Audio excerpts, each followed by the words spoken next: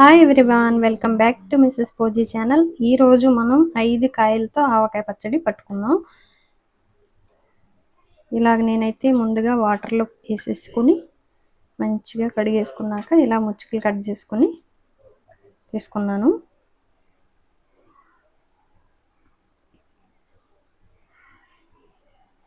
ఇప్పుడు వీటిని క్లాత్తో మంచిగా తుడిచేసుకుందాం. మా చిన్నప్పుడు మా నాన్నమ్మ అయితే 100 కాయలు 200 కాయలు అలాగా పట్టేవారు అనమాట. ఎక్కువ రోజులు నిలవ ఉండేది. ఈ టైంలో ఇప్పుడు ఎంత మంచిగా మనం పట్టుకున్న నిలవ ఎక్కువ రోజులు ఉండట్లేదు. ఇలా సింపుల్గా పట్టుకునే వాళ్ళు ఉంటే ఒక 5 కాయలు 10 కాయలు ట్రై చేయొచ్చు. ఎందుకంటే కొంతమంది సంవత్సరం అంతా తినరు, బోర్ అయిపోతారు. ఈ సమ్మర్లోని ఆవకాయ పచ్చడి, కొత్త ఆవకాయ పచ్చడి చాలా మంది ఇష్టపడతారు అనమాట. నిల్వ అయ్యే కొద్ది ఎవరు తినటం మానేశారు. అందుకని ఇలా క్లీన్ చేసుకుని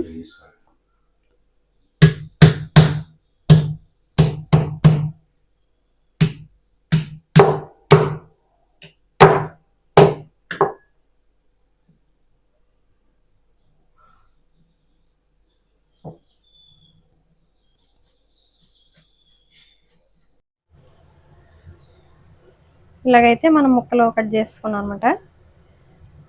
కట్ చేసినప్పుడే జీడి ఇలా తీసేసుకుని తర్వాత ఇందులో పప్పర్లా వస్తుంది కదా, ఇది కూడా తీసేసుకోవాలి. ఇలా పప్పర్లాగా వస్తుంది.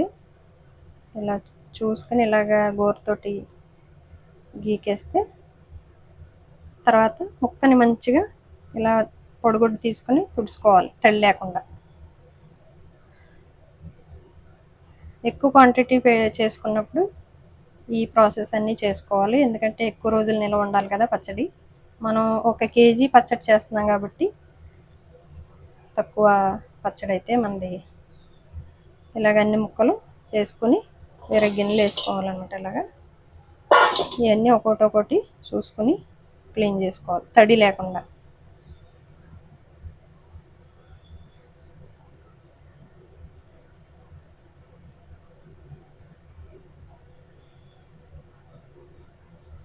ఇలా ముక్కలన్నీ తుడుచుకోవాలి. ముక్కలు అయితే మంచిగా తుడిచేసుకుని రెడీ అయితే అయిపోయినాయి. ఇప్పుడు ఈ గిన్నె మీకు కొలిచి చూపిస్తాను. ఈ గిన్నెలో 4 గిన్నెలు అయితే మనకి లెక్క వచ్చింది.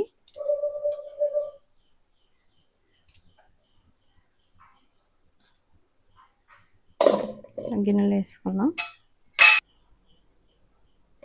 2, ఈ 3వ గిన్నె, చూడండి 4వ గిన్నె. ఇలాగా ఈ గిన్నెతో ఇప్పుడు మనం అన్నీ కొలుచుకుందాం. ఇవన్నీ నేను ఇప్పుడు ఎండలోంచి తీసుకొచ్చాను అనమాట. 3 గంటలు నాకు టైం ఉంటే 3 గంటల దాకా ఎండలో పెట్టాను. అంతా ఇంత అనేం కాదు, మనం ఎండలో పెట్టుకోవడం కొంచెం మంచిది అనమాట.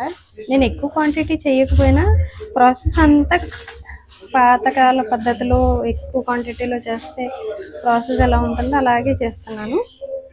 చూడండి ఇవన్నీ వేడిగా ఉన్నాయి. కానీ మిక్సీ చేసుకుని మీకు చూపిస్తాను నెక్స్ట్ ప్రాసెస్.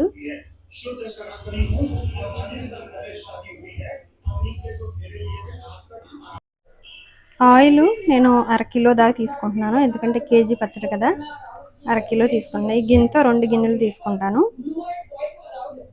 ఇది పల్లీల నూనె అనమాట. ఇది ముందుగా మనం ఈ ముక్కల్లో వేసుకుందాం, ఎందుకంటే ముక్కలు మనకి గట్టిగా ఉంటాయన్నమాట.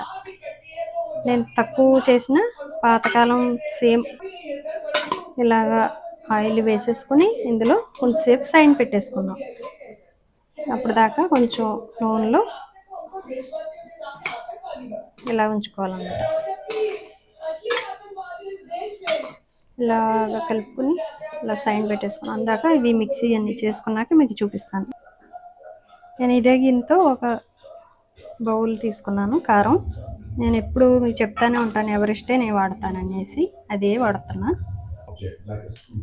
సగం గిన్నె మెంతి పౌడర్, ఆవాల పౌడర్, ఆవాల పౌడర్ సగం తీసుకున్నాను. దీంతో 1 స్పూన్ మెంతుల పౌడర్ అనమాట. 1 స్పూన్ ఇలాగా వేసుకుందాం, పేస్ట్ లేకుండా. పసుపు తీసుకుంటున్నాను. ఇది పెద్ద స్పూన్ కాబట్టి సగం తీసుకున్నాను అనమాట. ముప్పావు కప్పు అంటే ఒక పావు తక్కువ అనమాట గిన్నెకి. మూడింతలు సాల్ట్. సాల్ట్ అంటే మనం కల్లుప్పు మిక్సీ చేసుకుని వేసుకున్నాను. వెల్లుల్లిపాయలు ఒక 10 రేకలు. వెల్లుల్లిపాయలు కూడా మనం 3 పాయలు వెల్లుల్లిపాయలు తీసుకున్నాం, అవి కూడా వేసేసుకున్నాను. ఇవన్నీ ఇప్పుడు మనం అన్నీ వేసేసుకున్నాం కాబట్టి ఒకసారి మంచిగా కలిపేసుకుందాం. ఇలాగా మనకి ఉండలు లేకుండా మంచిగా కలిపేసుకుని, ఇది మనం 3వ రోజుని కలుపుకొని చూసుకుంటాం. ఉప్పు కారం ఏమన్నా తక్కువ అయితే అప్పుడు వేసుకోవచ్చు. ఇప్పుడు మనం పచ్చడి వేసుకుంటానికి నేను ఇలా ప్లాస్టిక్ డబ్బా తీసుకున్నాను. కొంచెం ముందుగా కొంచెం ఆయిల్ పోసుదాం కింద. ఆ తర్వాత ఇప్పుడు మనం ముక్కలు పెట్టుకున్నాం కదా, ఇలాగా ముందుగా ఆయిల్లో కలుపుకొని అవి ఇలా కలుపుకొని ఇలా మొత్తం మసాలా అంతా కలిసేలాగా తీసుకుని అప్పుడు మనం ఇలా ముక్కల్లాగా ఇందులో వేసేసుకుందాం. మళ్ళీ అలాగే మన ప్రాసెస్ అంతా సేమ్ అలాగే తీసుకొని ఇలా కారంలో కలుపుకొని మొత్తం అవేదాకా ఇలా ముక్కలు ఇందులో వేసుకుందాం. చూసారు కదా, కింద ఆయిల్ ఎందుకు వేసానంటే తర్వాత పైకి వస్తుంది. ఇదిగోండి ఇలా సేమ్ పాతకాలం పద్ధతిలోనే చేసేది. కొంచెమైనా ఇదే మాట 10 సార్లు చెప్పుకుంటాను మీకు.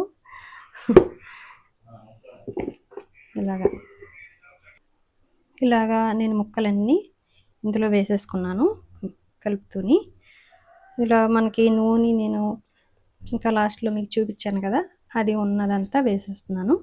ఇప్పుడు మనం 2 గిన్నెలు వేసుకున్నట్టు 1/2 కిలో ఆయిల్ అనమాట కేజీ పచ్చడికి. మీకు అర్థం అయ్యి ఉంటుంది అనుకుంటున్నాను. మొత్తం మంచిగా కొలతలు అయితే 1 కేజీ పచ్చడికి చూపించాను. మీరు కూడా ఇంట్లో తక్కువ క్వాంటిటీ చేసుకున్నప్పుడు ఇలా చూసుకుని ఫాలో అయిపోండి. మళ్ళీ ఇది మీకు 3వ రోజున చూపిస్తాను. ఉప్పు కారం అన్నీ ఏమి తక్కువైనా ఏమి ఎక్కువైనా చూసి టేస్ట్ చూసి మళ్ళీ మీకు అప్డేట్ ఇస్తాను. ఇలా మూత పెట్టేసి నీళ్ళు తగలని చోట పైన పెట్టేసుకుందాం దూరంగా. ఇదండి పచ్చడి. ఇది మనకి 3 రోజుల తర్వాత మీకు చూపిస్తున్నాను పచ్చడి. చూడండి, నూనె అయితే మంచిగా భలేగా వచ్చింది కదా పైకి. ఎర్రగా నూనె ఇలా చూడండి అలా పైకి వచ్చింది. ఇది కూడా మనం మంచిగా కలుపుకొని జాడీలో పెట్టేసుకుందాం. నేను ఇలాగా గిన్నెలో తీసేసుకుని కలుపుకుంటాను అనమాట. కలుపుకొని మంచిగా ఇలాగనమాట.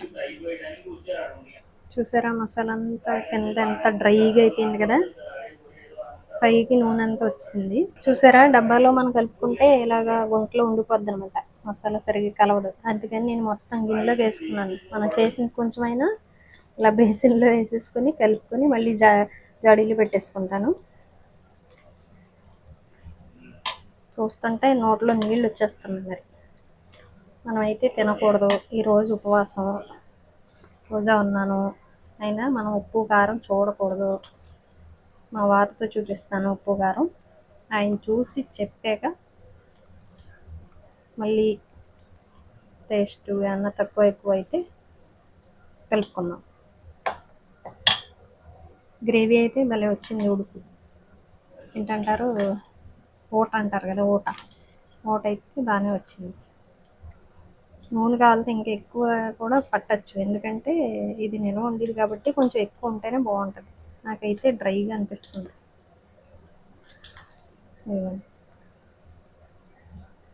ఇట్లా ఉంది.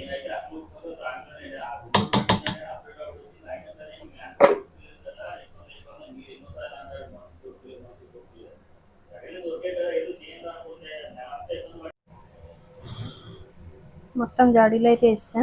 చూడండి, జాడీ నిండలేదు కూడా. 2 కేజీల పచ్చడి అయితే పడుతుంది ఇందులో. ఇప్పుడు ఇది ఇలా క్లీన్ చేసుకుందాం టిష్యూ తోటి.